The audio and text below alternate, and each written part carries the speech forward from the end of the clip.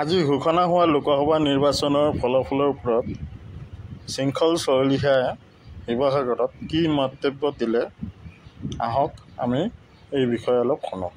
শক্তিৰ জয় যিদৰে বহিৰাগত মানুহে খিলঞ্জীয়া মানুহক বিজেপি চৰকাৰে মাৰপিট কৰিব ল'লে, খিলঞ্জীয়া শক্তি একত্ৰিত হ'ল আৰু খিলঞ্জীয়া শক্তি একত্ৰিত হৈ বৃহৎ জয় লাভ কৰিছে। আৰু এটা কথা আমি ইয়াৰ পৰা স্পষ্ট কৰি দিছোঁ, বিজেপিৰ যুৱ মৰ্চা যিবিলাক গুণ্ডামি কৰি আছে সব ঠিকা ঠুকুলিৰ ক্ষেত্ৰত এইবিলাকৰ বিপক্ষে এটা ৰায়দান হৈছে। আৰু আমি আশা ৰাখিছোঁ গৌৰৱ গগৈ খুব ভালদৰে সমষ্টিৰ কাম কৰিব। আৰু যিমান পইচা বিলালে বিজেপিয়ে, যোৰহাট লোকসভা সমষ্টিৰ মানুহে এটা কথা কৈ দিলে যে 1200 টকাত বিবেক আৰু ভোট বিক্ৰী কৰা মানুহ আমি নহয়। আৰু এটা কথা লগতে ক'লে যে হ'ব পাৰোঁ আমি দুখীয়া, আমি গোলাম নহয়, আঁঠু কাঢ়ি অধিকাৰ খোজা আমাৰ নিয়ম নহয়।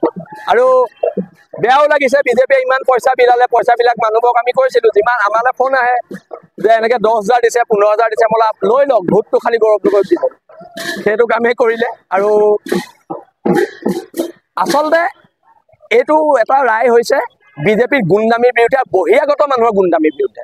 আৰু উজনি অসমে বহিৰাগত মানুহৰ গুণ্ডামি সহ্য নকৰে।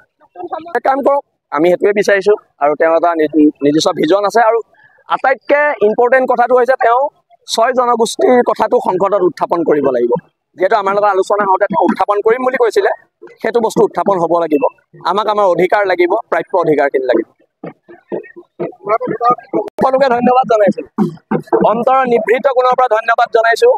আৰু এই জয় ঐতিহাসিক জয়, ঐতিহাসিক জয়।